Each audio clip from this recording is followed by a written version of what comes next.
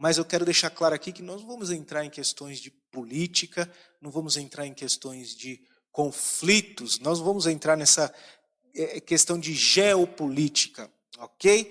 Nós vamos trabalhar aqui olhando para as Escrituras como o homem tem se comportado diante de Deus e da sua palavra, diante do projeto, da obra do Senhor.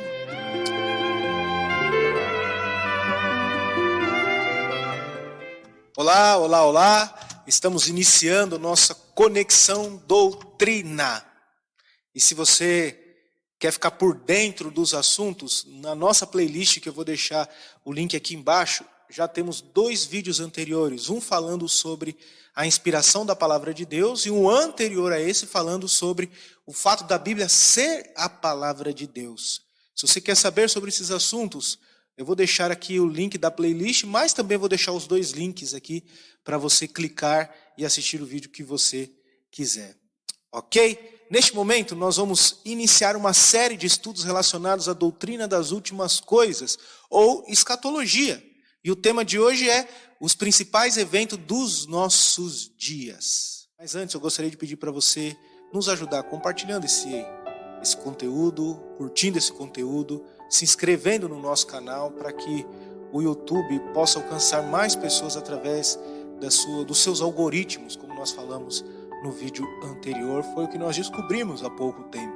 Então, se você entende que mais pessoas podem se interessar por esse assunto, e esse assunto pode edificar algumas pessoas, compartilhe com essas pessoas, dê um like, dessa maneira você está nos ajudando bastante, ok? Quando nós falamos dos principais eventos dos nossos dias, quando nós usamos esse termo nossos dias, o que eu estou querendo dizer com isso? Eu estou querendo dizer que a gente vive dentro de um escopo escatológico, olhando para as Escrituras, num período que podemos enxergá-los como eras, né? Como dispensações, que significa exatamente um período dentro da história da humanidade, ou melhor, um período dentro da história da criação. Olhando com essa ótica, nós podemos enxergar nas Escrituras que a Bíblia claramente nos ensina acerca das dispensações. E são 7 as dispensações que você pode, num estudo cuidadoso, numa leitura cuidadosa da palavra de Deus, identificar. E eu quero dar os nomes para você aqui. A primeira dispensação é a dispensação da inocência. Adão e Eva.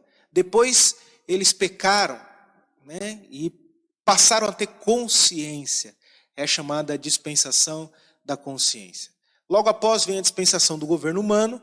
Depois da dispensação do governo humano vem a dispensação da promessa. Depois a dispensação da lei.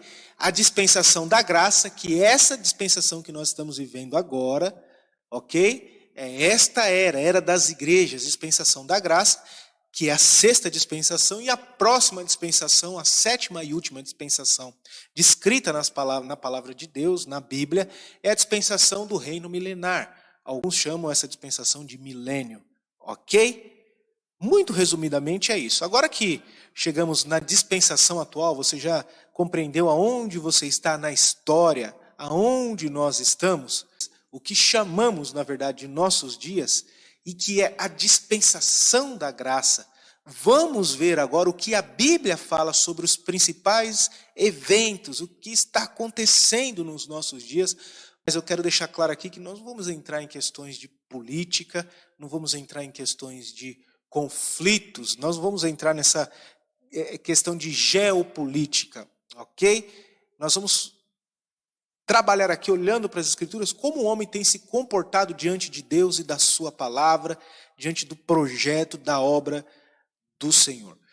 Falando nisso, muitas profecias têm sido cumpridas hoje, rigorosamente nos nossos dias, certo? Se você der uma olhada na palavra de Deus, você vai conseguir compreender, mas eu quero pegar aqui 2 exemplos. O primeiro deles são 7 parábolas que a gente consegue observar lá em Mateus 13. E essas parábolas, né, ela vai falar exatamente sobre a realidade dos nossos dias.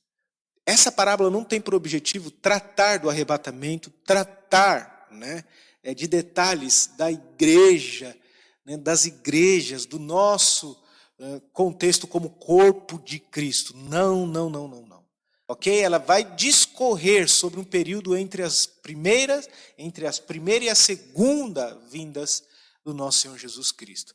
Então, na parábola do semeador, que é a primeira parábola dessa série de 7 parábolas de Mateus 13, a gente vê as várias formas de se receber a verdade de Deus. Como o homem tem recebido a verdade de Deus? Aí vai falar dos tipos de solo. Né? O solo mais pedregoso, o solo mais fértil. Aí nós temos a segunda parábola, a parábola do joio e assim por diante. Nessa parábola do joio a gente vê a falsa profissão de fé. E essa falsa profissão de fé ela vai ser julgada somente na colheita, ok? Nós vamos falar mais para frente nos próximos vídeos sobre o momento da colheita, quando isso vai acontecer. Isso ainda não se cumpriu, ok? Temos a parábola do grão de mostarda. E nessa parábola, o que a gente vê? O crescimento rápido do cristianismo. Na minha opinião, isto já aconteceu, se não aconteceu, está no fim. Né? Não vejo um crescimento, eu vejo pelo contrário, eu vejo a derrocada, né, do cristianismo de modo geral, uma apostasia, e nós vamos ver isso num segundo exemplo, está lá em 2 Pedro, ok? Continuando aqui nas parábolas, nós temos a parábola do tesouro escondido. Mas antes dessa parábola do tesouro escondido, nós temos a parábola do fermento, onde nós vemos, nos apresentado o perigo da mistura de um alimento bom com um alimento ruim. Depois, aí sim, nós temos a parábola do tesouro escondido, que se trata da ocultação de Israel no nosso tempo. Parece que Israel saiu de cena, né? Parece que Deus não está tratando com Israel como nação, ok? É como se Israel tivesse estado num período de espera, mas Deus está tratando sim, ok? Claro, individualmente, como seres humanos, né? Deus não abandona ninguém, não vira as costas, a não ser que você vire as costas para o Senhor, endureça o seu coração, e aí sim você vai ser rejeitado por Deus, ok? E já quero abrir um parênteses aqui, cuidado com essas teologias, com essas mensagens, com essas pregações que falam da sua importância, da nossa importância para Jesus, como se nós estivéssemos no centro do coração de Jesus, da vontade de Jesus, quando na verdade é Jesus que é o centro das nossas vidas. Nós não temos lugar de destaque na história, mas o Senhor tem. Toda a honra e toda a glória é dele, ok? E por causa da parábola do tesouro escondido, a ocultação de Israel, nós temos também a parábola do grande valor, né? Da pérola de grande valor. Justamente por causa da ocultação de Israel nacional. Então nós vamos aparecer aqui, nós vemos surgir no nosso período, na era da igreja, as igrejas, né? Em si. Um povo que não é judeu e não é grego. Né? Um povo que não é visto mais com diferença, até certo ponto, mas aqueles que recebem a Cristo como seu Senhor e Salvador, arrependidos dos seus pecados, faz parte desse povo. E é aqui simbolizado, ilustrado como a pérola de grande valor. E a última das 7 parábolas é a parábola da rede lançada ao mar.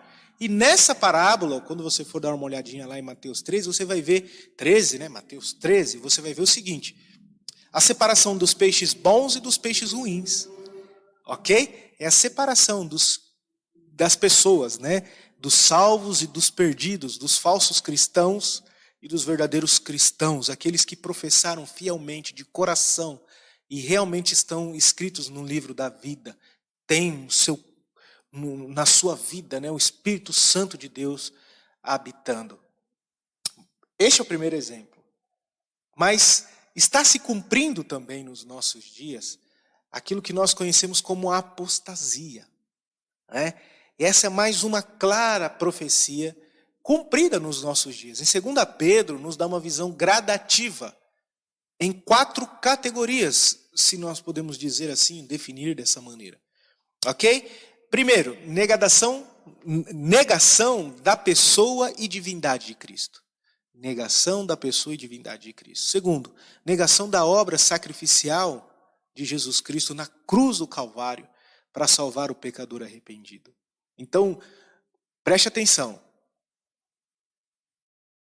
Olha só, dois cumprimentos proféticos.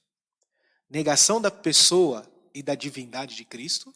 Não temos dúvida que nos nossos dias tem crescido muito essa questão, né? Tem surgido muitas dúvidas na cabeça de muitas pessoas que se dizem cristãs, se de fato Jesus é Deus, se de fato Cristo é uma pessoa mesmo, se Deus é pessoal, né?